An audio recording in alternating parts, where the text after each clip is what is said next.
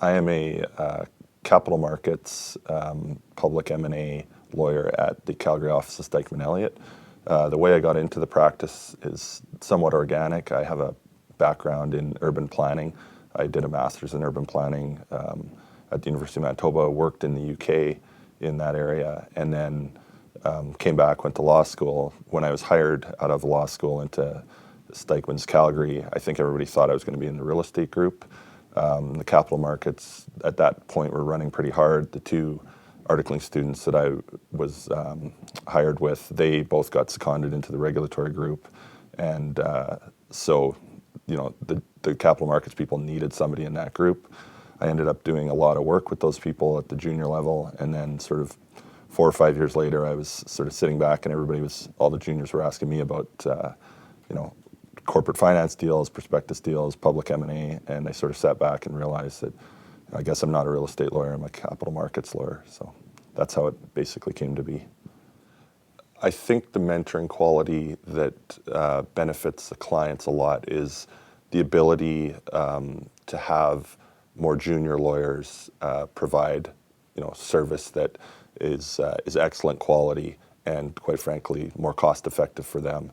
And everybody wants a more cost-effective product. There's clients are budget constrained and looking for ways to cut costs and get more efficient service. And I think if you have junior lawyers that are providing good service, I think that's better for everybody, quite frankly.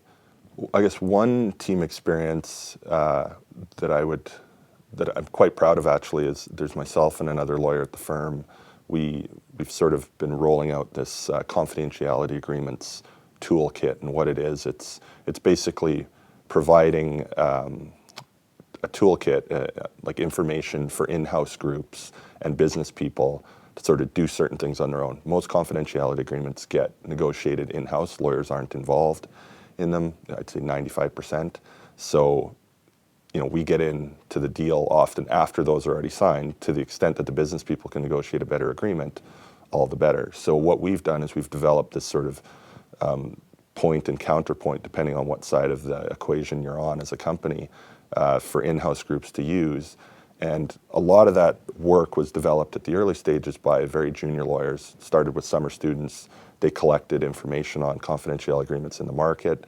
They've push that up to sort of more mid-level associates who then, turn that into, a rougher product, and then a few partners, myself included, sort of honed that into the product that it is today. And we've been doing, a lot of presentations to in-house groups and sort of more general presentations in the Calgary legal community. We've been down in Houston rolling it out for U.S. lawyers. And in all of those, we've made a point of actually involving junior sort of to mid-level lawyers in the presentations to sort of showcase the talent of those young lawyers that, I think a lot of firms put partners up. The product is almost always developed at the early stages by junior lawyers. And we want to showcase those people and show that, they do have the ability to sort of do this work and help them build their careers because, Stikeman's is an entrepreneurial firm that puts a lot of emphasis on business development at an early age, and part of that is skills development and getting known in the community. And it's hard when you're part of a team at the more junior levels for maybe clients to recognize that talent, and so we try to put them front and center in that. I'd say one lesson that I've learned from a mentor would be that the career of law is a marathon, not a sprint. I think a lot of junior lawyers are enthusiastic and kind of want to jump a little too deep very early on in their careers and take on a little bit more. One sort of area of practice or one aspect of practice that we do a lot in the capital markets as a junior is due diligence. It can become quite tedious, but once I heard that saying, then I sort of re-looked at due diligence and sort of looked at it as a learning opportunity. And it didn't matter whether I was, the one who was drafting the major agreements at that particular time in my career as an articling student or a first year. It was look at this for what it is. This is a learning experience. It gives you a lot of industry knowledge, which then you can take when you are ready to sort of step up into the next stage. Do that. The other aspect of that is, a lot of people come in and they think just having huge hours is sort of the nature of success in law.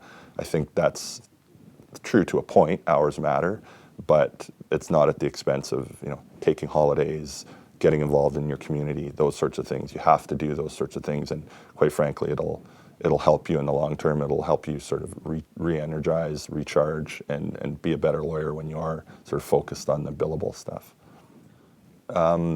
Community activity and pro bono work actually means a lot to me.